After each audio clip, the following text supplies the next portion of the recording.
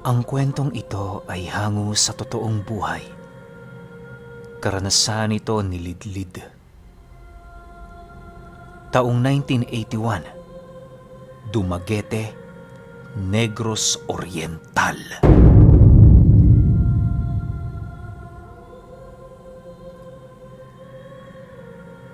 Itong mga panahong ito, kasalukuyang karpintero itong si Lidlid. Sa loob ng 10 taon, nahasa ng husto ang abilidad niya sa pagpapanday ng iba't ibang bagay.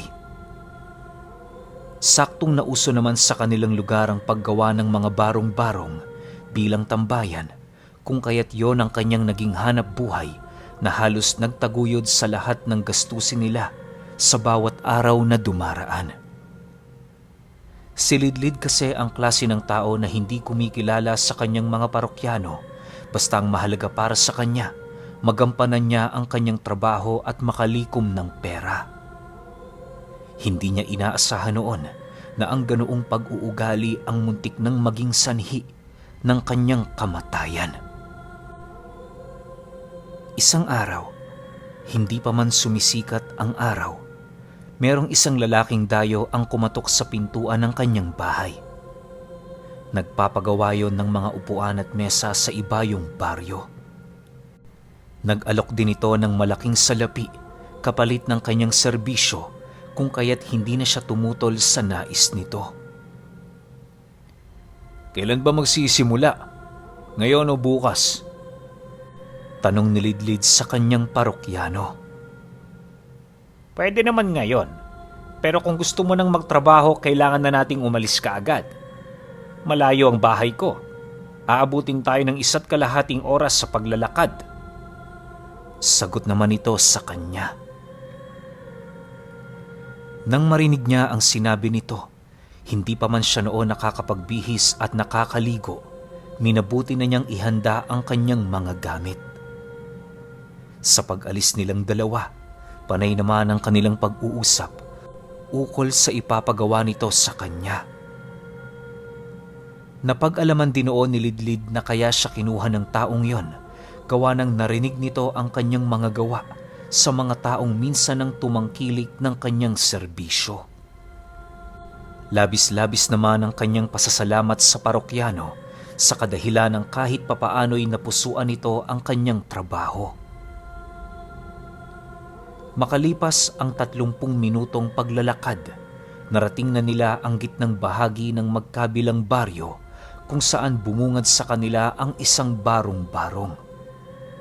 Pagsilay nila sa loob nito, meron silang nakitang isang lalaking nakaluhod habang panay ang pagpapasalamat at pagbanggit ng pangalan ng kanyang parokyano. Maraming salamat sa pagbisita. Maraming salamat sa pagbisita. Wika nito habang nakaluhod.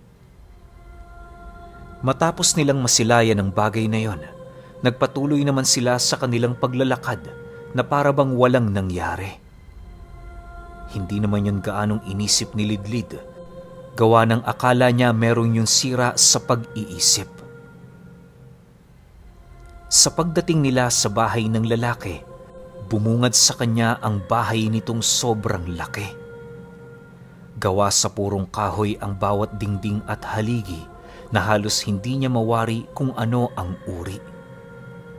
Sa pagkakatanto niya, maaaring gawa pa ng mga Espanyol ang bahay nito. Pagpasok nila sa loob, laking gulat na lamang nilidlid nang bumungad sa kanya ang napakaruming silid.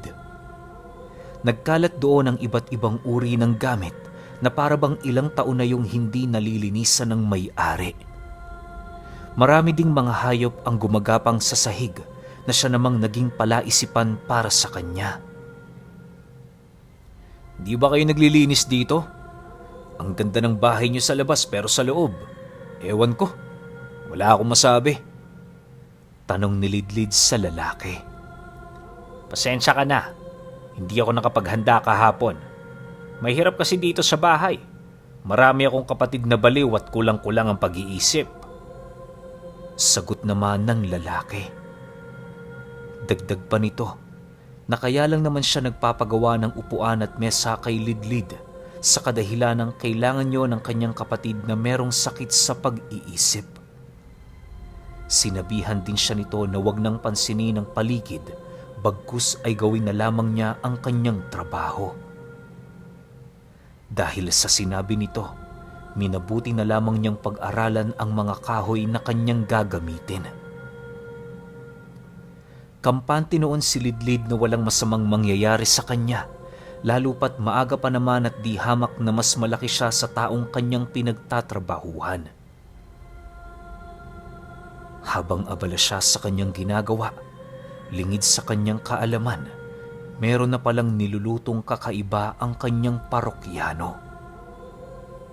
Pagsapit ng tanghali, masaya naman siya nitong tinawag sa hapagkainan. Tuwang-tuwa siya noong mga oras na yon, gawa ng inaakala niyang masasarap na pagkain ang kanilang lalantakan. Subalit pagdating niya sa kusina, bumungad sa kanya ang kakaibang pamilya ng lalaki at ang mga inihanda nitong pagkain na halos hindi niya masikmura. Bukod sa napakaraming ipis sa mesa, para ding pinaghalo-halong basura ang pagkain ng mga ito. Nang akmang tatayo na siya, bigla naman siya noong napasubasub sa mesa dahil sa mabilisang pagdakma sa kanya ng isang matabang lalaki. Kahit anong pagpupumiglas ang kanyang gawin, tila ba wala siyang magagawa upang doon ay makawala.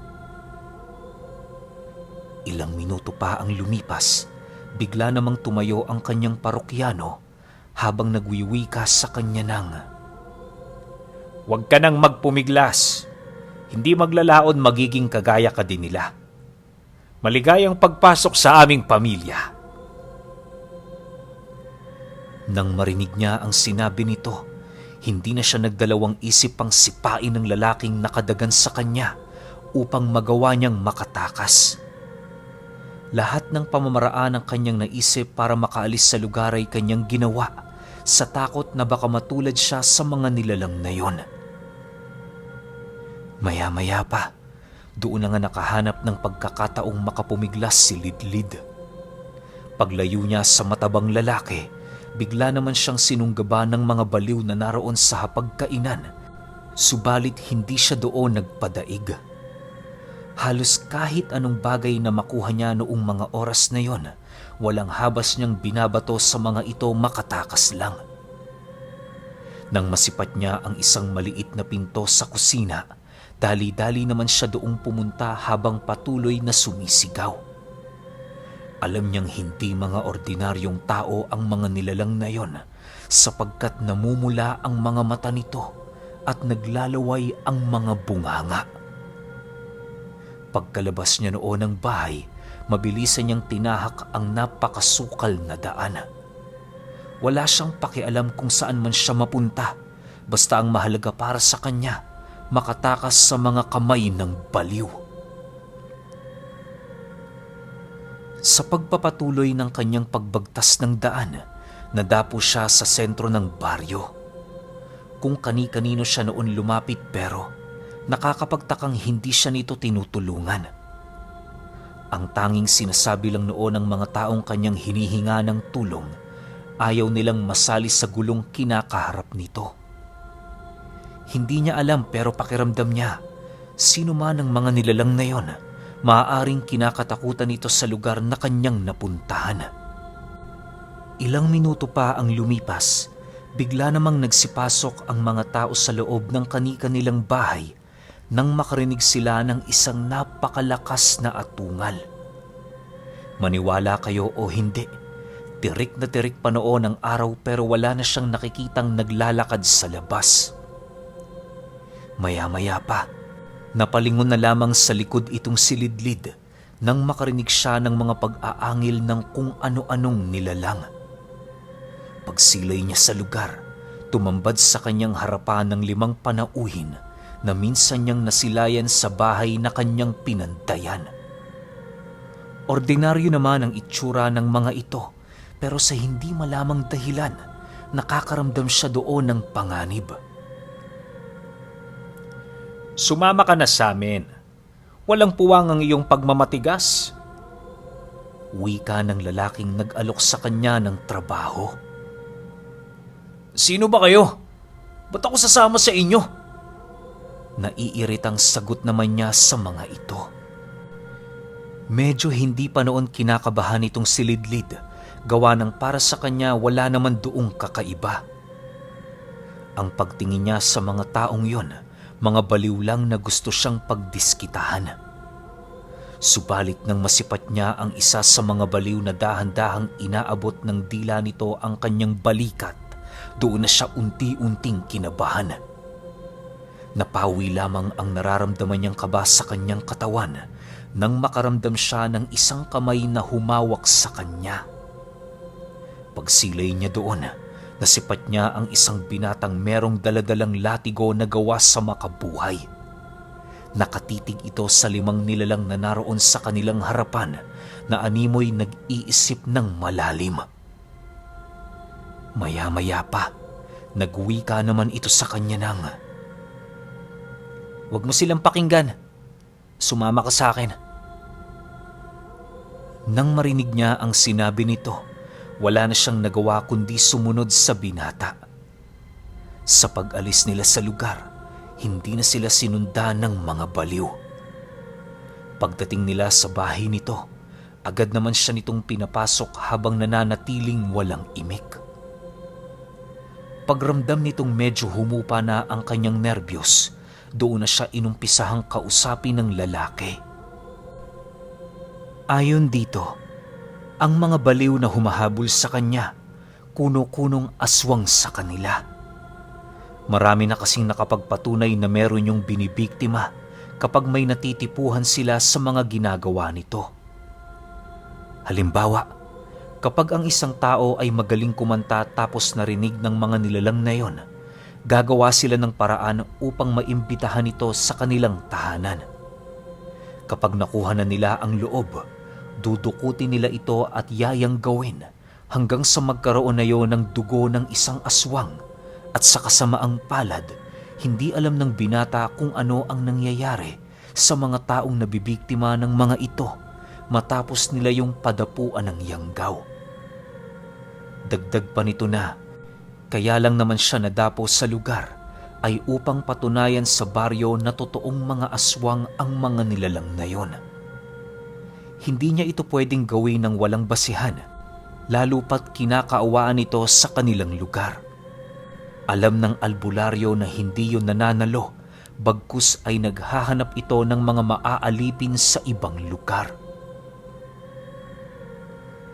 Matapos itong marinig ni Lidlid, bigla naman siyang napatanong sa binata, gawa ng hindi siya makapaniwala na aswang ang kanyang pinagtrabahuhan. Medyo may pagdududa pa siya sa naging salaysay nito, lalo pat hindi siya basta-bastang naniniwala sa mga usapin lamang. Sa pagpapatuloy ng kanilang pag-uusap, inilahad sa kanya ng albularyo na hindi pa nagwawakas ang kanilang pagkikita ng mga nilalang. Aminado itong gustong makuha ng mga ito si Lidlid, kung kaya't paniguradong gagawa yun ng paraan. Nang marinig niya ang sinabi nito, tila ba hindi niya alam ang kanyang gagawin. Nais man niya noong umuwi pero nagdadalawang isip siya sa kadahilan ng baka madamay sa sigalot ang kanyang pamilya. "Noy, anong gagawin ko? Aminado kong wala akong alam sa mga karunungan, kaya sana naman matulungan mo ko." Nababahalang wika ni Lidlid sa binata. "Huwag kayong mag-alala, tiyo. Gagawa ko ng paraan. Tinulungan na lang din naman kita. Sasagarin ko na. Mabuti na lang talaga kanina nagkataong bumili ako ng pansahog sa ulam. Dahil kung hindi, paniguradong nakagapos ka na ngayon sa ilalim ng kanilang bahay." Sagot naman ito sa kanya. Dagdag pa nito na hindi dapat siya mabahala, gawa ng meron din namang pakinabang ang albularyo sa gagawin niyang yon. Sa pagpapatuloy ng kanilang pag-uusap, doon napansin ni Lidlid na parabang merong tinatagong galit ang binata sa mga baliw. Upang malaman ng rason nito kung bakit nais nitong kalabanin ang mga panauhing yon, inumpisahan niya itong tanungin ng seryoso. Sa tinagal-tagal ng kanilang pag-uusap, umamin din ang binatilyo. Yung kinuwento ko sa'yo kanina, kapatid ko yun. Matagal ko na siyang hinahanap, pero bigo kong makita siya. Mga manggagamot ang mga magulang namin. Kaya nang mapasahan ako ng karunungan, nangako akong hahanapin kong may sala sa pagkawala niya. Matagal ko nang hinihintay ang pagkakataong ito. Naniniwala ako na ikaw ang aking magiging susi para makamit ang kapayapaan ng aking buhay. Bata pa ako, marami pa akong magagawa kapag natapos na to. Seryosong sagot nito sa kanya nang mapaamin niya ito. Dahil sa sinabi ng binata, tila ba doon na siya nagkaroon ng pag-asa sa kanyang sarili. Alam niyang magagamit niya ang abilidad nito para makipaglaban sa mga nilalang. Nang magkaroon na sila noon ng kasunduan, minabuti nilang umalis na sa baryo upang magawa nilang maipagpatuloy ang kanilang naisip na plano. Ayon sa binata, dadalhin nila ang labanan sa baryo ni Lidlid kung saan walang kakilala ang mga baliw. Naniniwala kasi siya na maaaring nagayuma ang mga tao sa kanilang baryo, kaya na may labis-labis na lamang ang pagkaawa ng mga ito sa mga demonyong nagbabalat kayo bilang may kapansanan. Matapos nila yung mapagkasunduan, noon ding mismong oras na yon, nagbalot na ang binata. Bago pa man sumapit ang hapon, narating na nila ang tahanan ni Lidlid. Pagpasok nila sa loob ng bahay nito, gulat na gulat naman ang asawa nitong nagpapadede ng kanilang bunso nang masipat siya nitong walang gamit. Pilit pa sila noong tinatanong ng kanyang asawa pero minabuti niyang ituon sa binata ang kanyang atensyon. Sa pagtalikod ng araw sa kalupaan, nagkalat sa kanilang tahanan ang mga pangontra laban sa mga aswang. Minabuti din nilang sa sala na matulog nang sa gayoy mabantayan nila ang bawat isa. Sa paglalim ng gabi, wala naman silang nararamdamang kakaiba.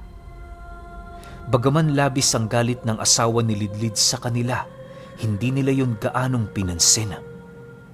Alam kasi nilang bibisita ang mga nilalang na yon sa kadahilanang hindi pa nila nakukuha ang kanilang pakay. Bago pa man sumapit ang 10:00 ng gabi, doon na nga dahan-dahang nagpaparamdam ang mga nilalang na kanilang hinihintay. Sa pag-alulong ng mga aso sa buong paligid, yun na ang naging hudyat para sa albularyo upang kunin ang kanyang mga armas na hinasa noong hapon. Binigyan niya ng sundang itong si Lidlid upang magkaroon din niyo ng proteksyon kahit papaano. Manong, lalabas ho siguro ako. Dito lang kayo. Bantayan niyo ang pamilya niyo. Wika ng binata nang hindi na nito maatim ang mga ingay sa labas ng kanilang bahay. Aba, teka lang. Sasama ako. Ano ko, si Raulo? Sa tingin mo maatim ng konsensya kung hayaan ka sa labas ng nakikipagpatayan? Samantalang ako dito natatakot at walang ginagawa? Mag-isip ka nga. Alam kong may karga ka, pero hindi yan sapat sa 5 katao. Sagot naman ni Lidlid nang marinig niya ang sinabi nito. Dahil sa kanyang sinabi, hindi na nga nakareklamo ang binata. Alam niyang hindi siya makakalabas ng bahay na yon hanggat hindi niya ito sinasama. Pagbukas nila ng pinto, bigla naman sila noong napatahimik sa kadahilanang wala silang nararamdamang kakaiba sa paligid. Habang umiikot sila sa bahay nila Lidlid, tanging mga huni na lamang ng insekto ang kanilang naririnig. Ilang minuto pa ang lumipas, bigla naman silang natigilan sa kanilang paglalakad nang masipat nila ang isang aninong lumitaw sa kanilang harapan.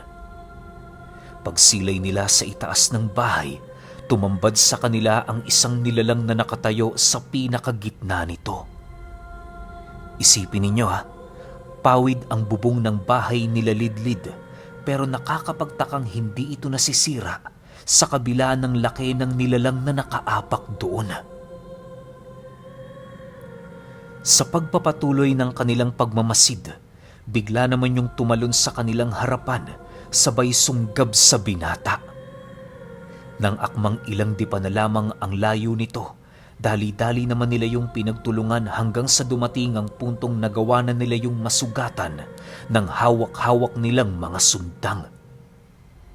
Pagkahandusay ng nilalang na yun sa lupa, buong puwersa naman yung tinadyakan ng binata, sabay taga sa ulo nito. Subalit bago pa man tumama ang kanyang sundang, nagawa na yung mahila ng dalawa nitong kasamang nilalang. Matapos ang pangyayari, muling nagpatuloy ang kanilang paglalaban. Ni katiting na pagkatinag sa mga nilalang ay hindi nila naramdaman na para bang baliwala sa mga ito na mag-agaw buhay ang isa sa kanilang kasama. Sa muling pagsunggab ng mga aswang, halos ibuhos na nilang dalawa ang kanilang mga puwersa. Kahit papaano hindi naging pabigat si Lidlid sa binata, gawa ng malakas din ang kanyang pangangatawan kung ikukumpara sa mga ordinaryong tao. May mga pagkakataon ngang pinagtutulungan na siya ng dalawang nilalang pero hindi pa rin siya nito nagagawang maibagsak sa lupa. Ginawa din niya ang lahat ng kanyang makakaya nang sa gayoy hindi siya maging pabigat sa taong pilit tumutulong sa kanya. Makalipas pa ang kalahating oras, halos maghingal kalabaw na ang dalawa. Punong-puno na din sila ng kalmot sa katawan pero nag-uumapaw pa ang kagustuhan nilang lumaban. Sa panig naman ng mga nilalang, dalawa sa mga ito ang matinding nasugatan. Ang isa dito putol ang binti, habang ang isa naman merong malalim na sugat sa leeg. Pumanaw na din ang unang sumunggab sa kanila dahil sa tindi ng pinsala nitong natamo sa katawan. Nang dalawa na lamang ang nakikipaglaban, doon na yun sinubukang kausapin ng binata. Kahit papaano, nagbabakasakali pa rin ito na buhay pa ang kanyang kapatid, gawa ng wala pa siyang bangkay na nakikita. Ilang minuto pa ang lumipas, doon na nga siya nagkaroon ng pagkakataon para makapagsalita. Sinubukan niyang tanungin ang mga nilalang pero ni katiting na pagsagot wala siyang narinig. Gayunpaman, hindi pa rin nagsawa ang binata para lamang makakuha ng kasagutan. Maya-maya pa, doon na siya nagkaroon ng pagkakataong makuha ang isa sa mga sugatan nitong kasama para naman kahit papaano magkaroon siya ng batayan para kausapin siya ng mga ito. Saan niyo dinadala ang inyong mga biktima? Wika nito habang madiinang nakalapat sa leeg ng isang nilalang ang kanyang sundang. Matapos niyang makapagsalita, bigla namang napaangat ang kamay ng mga kasama nito, hudyat na ayaw nila yung mamatay kahit papaano. Nang medyo makaramdam na sila na wala na silang pagpipilian, doon nila nasilayan ang pagbabagong anyo ng isa sa mga nilalang. Pagsilay ni Lidlid sa panauhing yon, tumambad sa kanya ang wangis ng nag-alok sa kanya ng trabaho. Dahil sa kanyang nasilayan, halos hindi naman niya maiwasang manginig ang kanyang buong katawan dahil sa galit. Pinilit niya lamang noon pigilan ang kanyang sarili, gawa ng kahit papaano nire-respeto niya ang hangarin ng binata. Habang kinakausap nito ang lalaki, tila ba wala yung ganang umimik. Ang tanging nagagawa na lamang nito, itaas ang kanyang kamay na para bang wala na siyang lakas na lumaban. Nang mapagtanto nilang kaya na nila yung sindakin, hindi na sila nagdalawang isip pang yon ay lapitan. Dala ng galit ng binata, buong lakas niyang hinataw sa pagmumukha nito ang kanyang sundang na siyang naging sanhi ng mabilisan nitong kamatayan. Ganon din ang kanyang ginawa sa mga natira nitong kasama para naman kahit papaano maibuhos niya sa mga ito ang galit niyang matagal nang nakatago.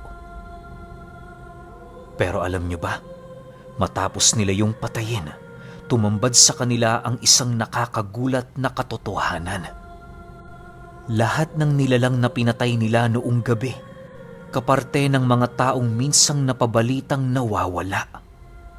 Ang mas masakit pa, yung lalaking binuhusan ng galit ng binata ay ang katawan ng kapatid nitong matagal nang nawawala.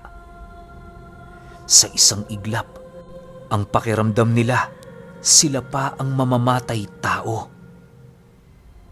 Dala ng takot at pagkabahala, inilibing nila yon ng sabay-sabay sa isang bakanteng lote malapit sa bahay ni Lidlid. Noon ding gabi, umalis sa bahay nila ang binata nang hindi umiimik. Magmula noon, wala na siyang nabalitaan ukol sa kinaroroonan nito. May mga taong nakapagsabi din sa kanya na buhay pa rin ang 5 magkakapatid na baliw. Dala ng takot noon ni Lidlid, hindi na sila nagtagal ng 1 buwan sa kanilang tirahan.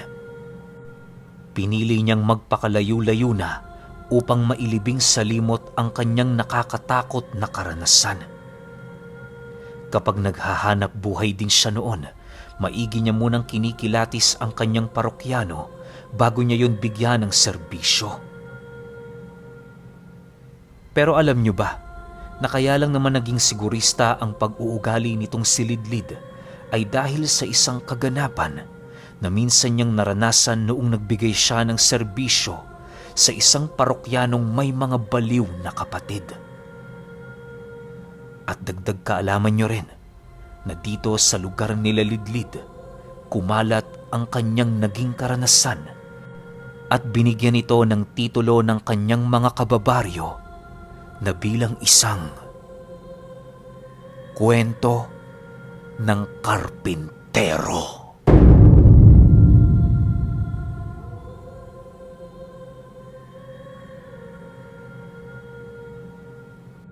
Okay, opinyon ko sa kwento.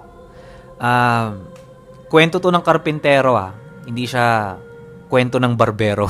Kasi alam niyo naman, kapag sinabi nating kwento ng barbero, di ba? Yung mga barbero kasi, para lumipas yung oras ninyo, para hindi kayo mainip sa kakapagupit sa kanila, nagkukwento ng kung ano-ano.